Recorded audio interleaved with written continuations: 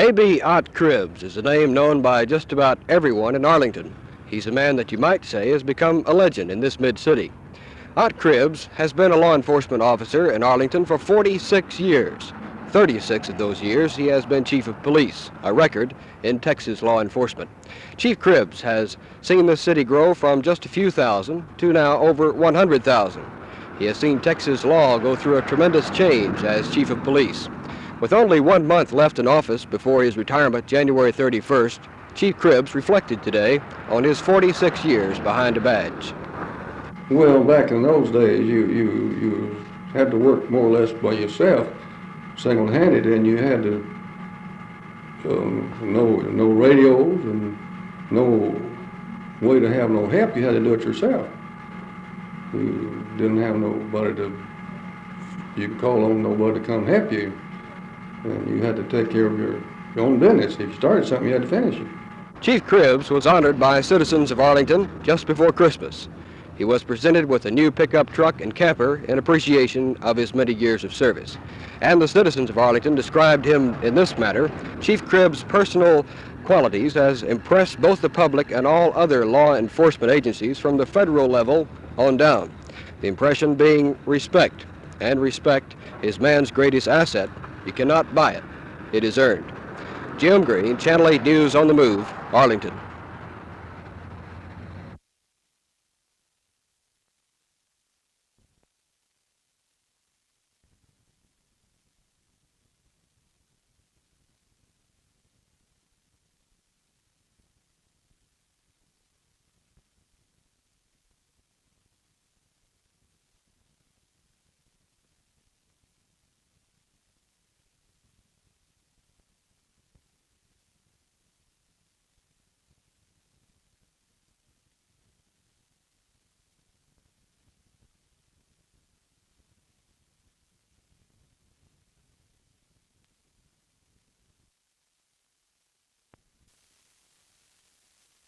Really, I think the basic issue is whether it's worth it to the policyholder to save what amounts to about 2 tankfuls of gas a year and obtain an insurance product from an industry which would have been bankrupt 3 times already in this century, riding at between 3 and 4 to 1, or whether it's worth the price of paying that extra tankful or 2 of gas a year and get a solid product. I think that's the real issue.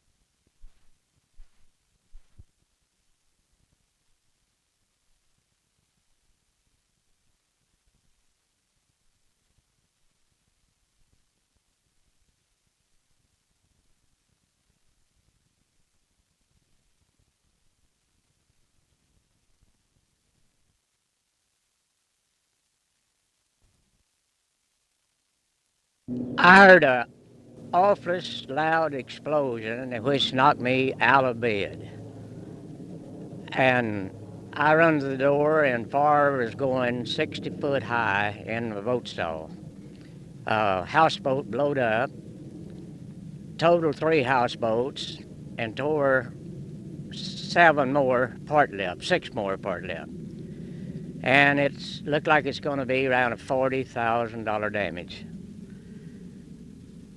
And We've had the sheriffs here, the fire wagons here, and the FBI is supposed to be out this evening or in the morning. Whether they be here or not, I couldn't tell you. Definitely some of them will commit their lives to Christ. What's in store for the world if you don't? We believe that there is no hope if we don't reach our goals, or if Christians as a whole don't reach their goal of reaching this world for Christ. And if we can reach students for Christ and have their lives changed by Jesus Christ, that we will change our world. We'll see our world revolutionized, and we believe it'll happen in our lifetime. Does the world need Christ? There's some people at Lee Park that think so. Leo Langlois, Channel 8 News.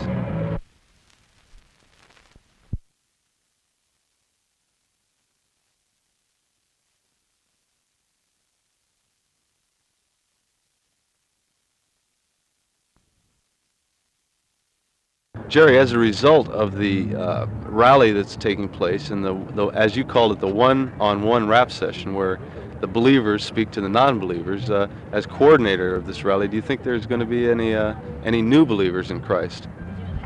Well, Leo, yes.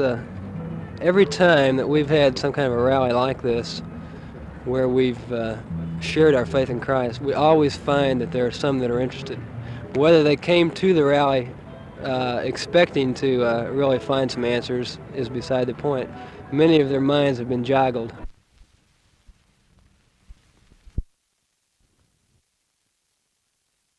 Congressional redistricting is going to be a very difficult problem.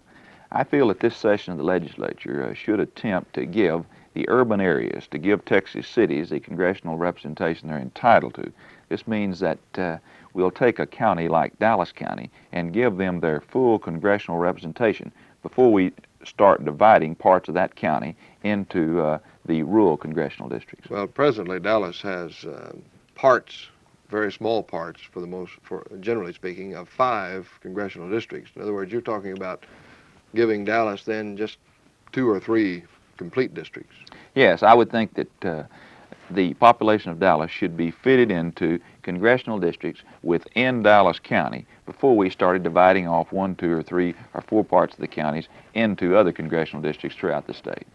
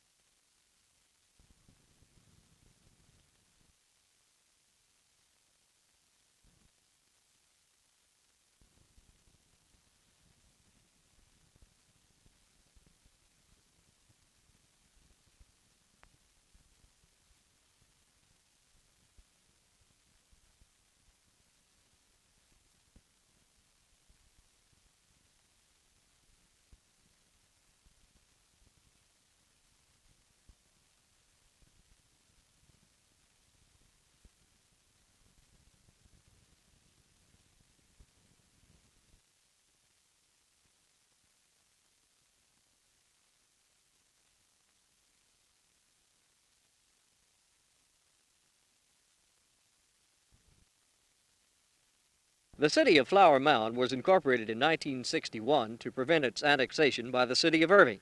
Even with the construction of Lake Grapevine on the outer perimeter of the city, growth has been rather slow. In fact, the population has been so sporadic, the town fathers have been rather reluctant to commit themselves in writing. One of the ladies who has been here since 1936 and has seen the fabulous growth of Flower Mound until this point is Mrs. W.V. Griffiths. She is a business lady here at Griffiths Corners. I asked her just how this would affect her future business opportunities. Well, we've been trying to figure it out. We're not quite sure. It's going to be quite a burden, I'm sure, at first. What sort of burden? Well, overpowering us and not being able to take care of things, and taxation to help get the developments going. Are you in favor of this new development? Yes, being a businesswoman, I am. Father Schultz, how will this affect religious training and religious education in the area with 60,000 new people? Well, I imagine there'll be a lot more institutions put in the area in order to cope with the influx of the people coming in here. Of course, we're out at the monastery, and so we have our own place, our own base of operations, which we'll work from. Will this open a new mission field for you? Quite possibly. We don't know what we'll do when the people come into this area, but I'm sure we'll be able to cope with the situation and help out where we're able. Lawrence, what was your reaction when you heard the news that 60,000 people might be moving into this area? Well, it was a great shock to me when I read it, but I'm sure the Flower Mound officials, they knew what all was coming off or going on before this all took place, but if whenever a need arises for anything, I'm sure they know how to take care of it. We'll work with them. Since 1961, Flower Mound has not had a rapid growth rate, but in the next 20 years, it should be an entirely different story, and should be a heck of a New Year's Eve 20 years from now. Art Sinclair, Channel 8 News on the Move, Flower Mound.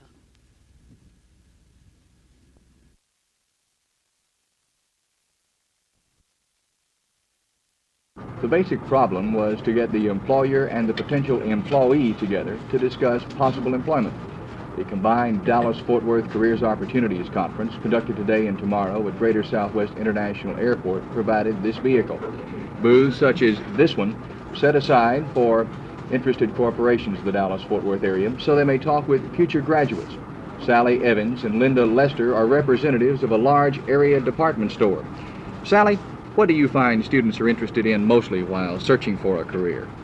Well, I think mostly they're looking for an opportunity to be creative and to be industrious in what they're looking for, as they are looking for a lifetime career at this time.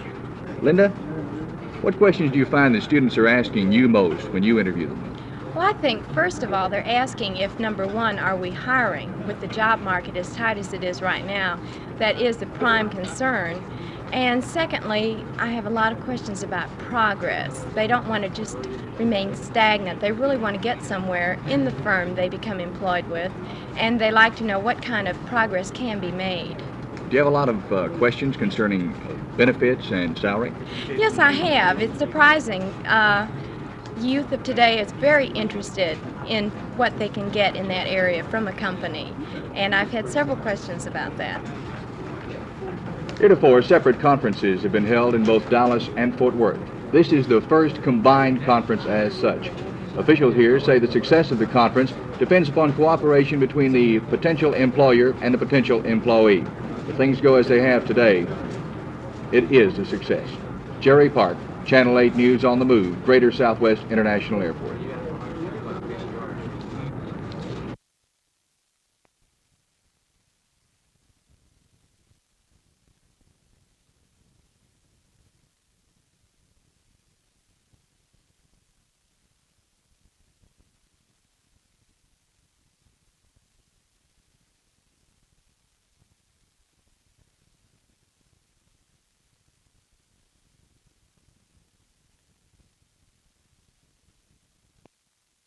Counted them, we have an awful lot of narcotic cases in this. Well, now, these narcotics cases, were they mostly involving young people or older adults? I would say most of them were involving young people. Were there any named cases in these 340 some odd? I don't believe there was.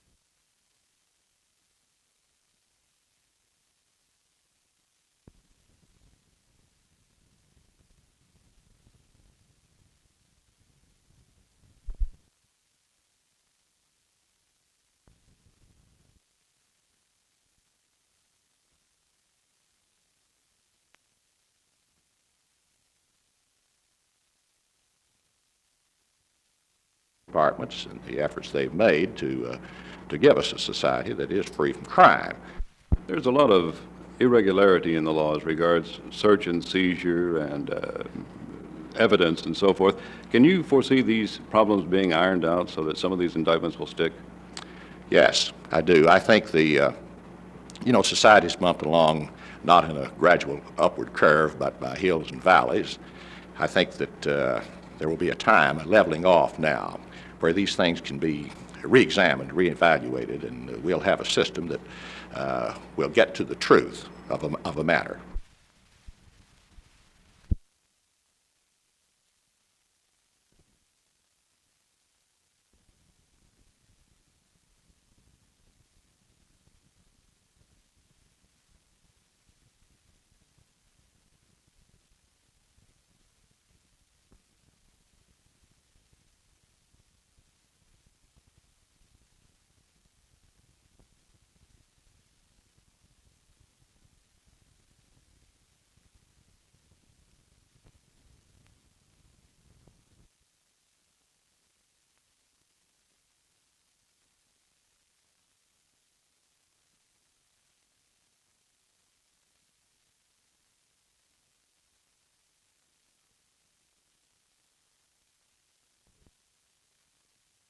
In other words, the first thing that we did in this particular area was to look at the ecological aspects of this development to determine the nature of the ground itself, the trees, the streams, the topography, and to really try to utilize this environmentally so that rather than starting a development from the point of view of just determining what type of housing or industrial or commercial properties you'd have, here we tried to look at the land itself, test the nature of the land, look at it ecologically, and then make a determination of how to use it from the point of view of open space, recreational, and environmental purposes.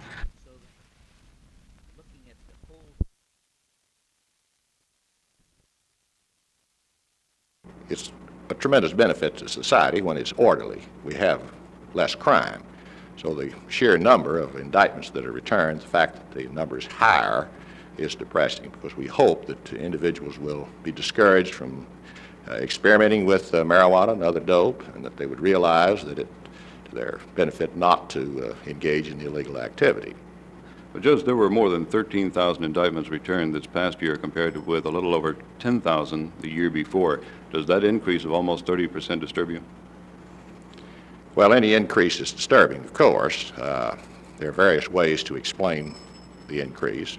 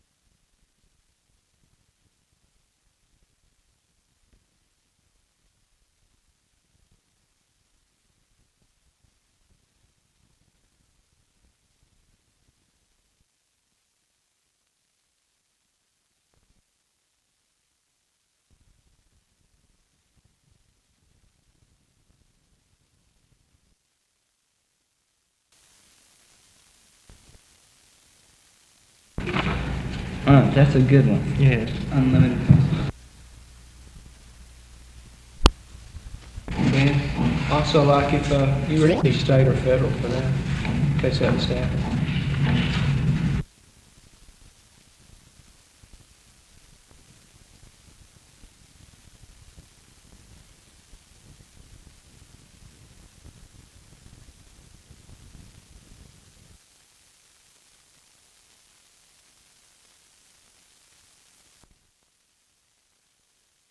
Its profile is that of a huge marble monument rising from the rolling north-central Texas prairies. The mock-up portion of the regional terminal complex, when completed, will cost just under $250,000, $250,000. Why a mock-up? Well, the primary reason, we're told by the airport authorities, is that the contractors can test the construction materials, and also so that they can see just exactly what a regional terminal complex will look like, and for the airlines to test their interior decorating methods, their color coordinations, and I guess so that it will match the beautiful little suits of the airline stewardesses and what have you. Some people say, well, is there really going to be a regional airport? There's been a lot of talk about it. We spent a lot of money. Yes, Virginia, there really is a regional airport, and this is just another physical evidence of it. Next year at this time, it should be at least 40 to 45% complete, if everything goes well. Art Sinclair, Channel 8 News on the Move at the regional airport.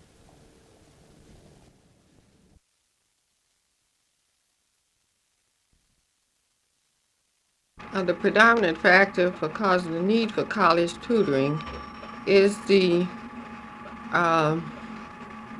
inability of the schools now to take care of all of this type of tutoring, because usually the schools have one or two counselors, and I think this load would be heavier.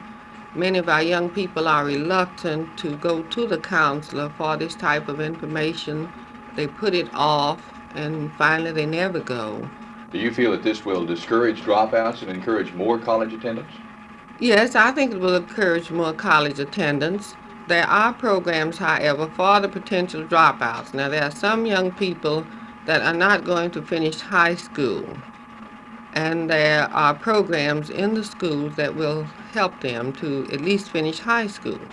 But we find that there are young people who really want to go to college, but they get discouraged because they feel that there's no hope of going. And here in this program, we will let them know the many avenues of assistance that they can go to college if they will. And I think that will stop some of the dropouts.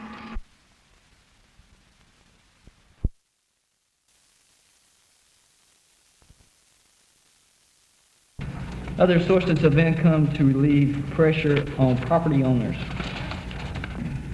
I think your question on how to bring the money for how to control it, where to get the money to control it, I think that gets into your income for the factory people or people who own cars. And how do you do that? Well, then we have decided that it should be the state's problem, right? Yes. City's position in war on crime. Okay, this ought to hit pretty good. Yes. I think that we ought to quit working on busting, the pornography dealers and potheads and such, and work on really serious crime, murder, robbery, rape, and such. Are you saying that drugs are not directly involved in these crimes? Well, they may be, but... you don't think they could work hand in hand together? Oh, sure they could. But when we make our most direct emphasis on all kinds of drug abuse, I mean, there's a lot more drug abuse than there is crime.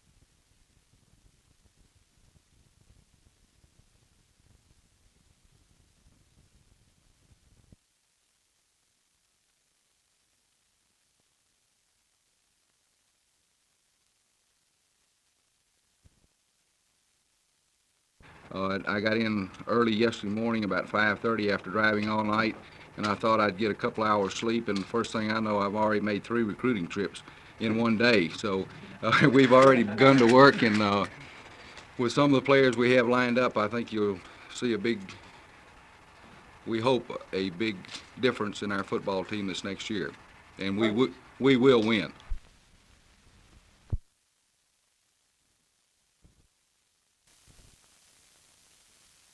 They were just in a prevent defense, and I mean, they were just letting me run as much as I wanted to, as long as I didn't score the touchdown. I realized that, and I think everyone else did. But to me, I felt like I had a couple of decent runs in a line, but I didn't consider those long runs anything spectacular because I thought anybody could have done that. They were just letting somebody run the clock out, actually. You mentioned your brother. Do you have a brother who runs? Oh, yes. I have a younger brother. Another Wooster? That's his name.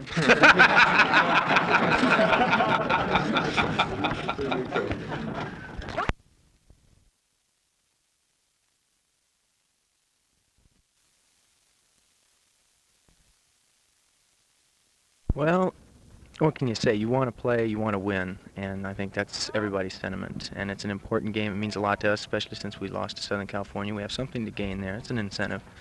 And Texas, of course, has a national championship to think about. How about your position as a halfback? Have you been satisfied with your season this year? Well, I felt I've tried to do my best. That's all I can really do. If I've performed well, then I'm happy. If I haven't, I just try to do a little better.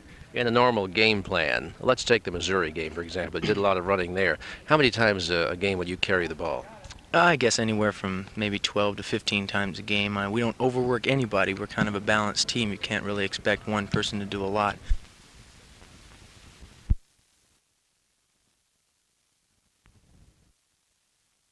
Well, when you get in this situation where you've got the 2 best teams in the National Football competing, of course, anything can happen. San Francisco is a tremendous offensive football team. They got a great kick return man in Bruce Taylor. These are the big factors that we must control. Of course, on our part, we've been playing very good defense, and we've run the ball very well. If we can control the ball and keep it away from Brody, then we've got a better chance to win.